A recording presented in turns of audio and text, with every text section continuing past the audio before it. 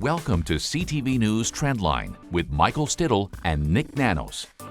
Nick, popular support is one thing, but how does your ballot tracking translate into seat projections? Well, the thing is when we convert the Nanos polling into seat projections across the country, it's good news for the Conservatives. They're clearly in majority territory. The Liberals are back on their heels. The Bloc are also a party to watch in Quebec, but right now we're looking at a majority Conservative government. Why don't we go coast to coast, if that's all right with you, and start in the east? How are things looking in Atlantic Canada? Well, check out the map. On the left-hand side is the outcome of the 2021 election with the new borders modeled, right? Not on the old borders, the new Hmm. borders. Then on the right, you can see where we project right now with, at least in the last week. Check out Newfoundland and Labrador, looking pretty blue. There's one little speck, I think it's Cape Spear, that we think that the Liberals will be able to hold on to. Avalon is too close to call. That's that gray spot. Same thing, you look at Cape Breton, swinging from Liberal to Conservatives, even on the island of PEI. Malpac probably a pickup for the Conservatives, but the Conservatives challenging in the other two ridings in PEI, and not a lot of red in New Brunswick, Nova Scotia, Dominic LeBlanc, and Beausejour and Acadie Bathurst in the northern part of the riding. But you can see the Conservatives basically in Atlantic Canada poised to pick up seats, a lot of seats in Atlantic Canada right now if there were an election, with the Liberals really back on their heels compared to where they were in 2021. What are you noticing in Quebec so far? Well, the interesting thing in Quebec, same kind of thing. You can see the last election with the new boundaries on the left. Now the seat projections. Look, if you look on the far right in Quebec, the Greater Quebec City area has always been good for the Conservatives, but looks like they're starting to branch out a little more. And you can see the ridings like St. Maurice that are too close to call, Montmorency, Charlevoix too close to call, and basically the Conservatives picking up some ridings, and also the Bloc doing well. But the more ridings in play in the riding of Quebec, with basically not great news for the federal Liberal Party. Nick, in the GTA, traditionally there's been a lot of liberal strongholds in Toronto.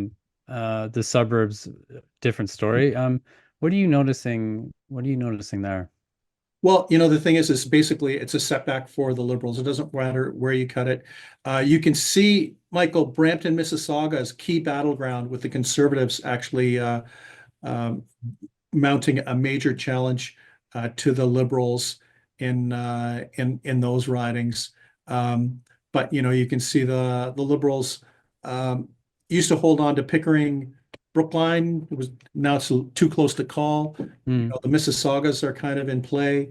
You can see Guelph, which was currently Liberal, and those ridings kind of outside of Kitchener, which were Liberal, are now tilting towards the Conservatives. Even the Greens in their riding and that they have there is kind of now a key battleground. Another riding and is to watch is Kingston in the Islands. That's my old hometown, Kingston, Hmm. because I went to school at Queens. Used to be Flora McDonald's riding. Peter Milliken won that. The Liberals have held on to that since 1988. Well, it's in play now. Too close to Wow. call between the Liberals and the Conservatives. So that's going to be very interesting, because it has a popular Mark Gerritsen, I think, is the member of Parliament for Kingston the Islands. His dad was a long time serving elected official in Kingston, but looks like Gerritsen's going to be in for a tight fight in Kingston and the Islands even. So some of these Liberal strongholds that have been in the Liberal column for a long period of time, basically now up for grabs. Nick, how much of that is a strong NDP? Because in your ballot tracking, the NDP is, just a few points behind the Liberals. Yeah, part of it is the split, Michael. The other part of it is basically the Conservatives picking up from the Liberals. Hmm.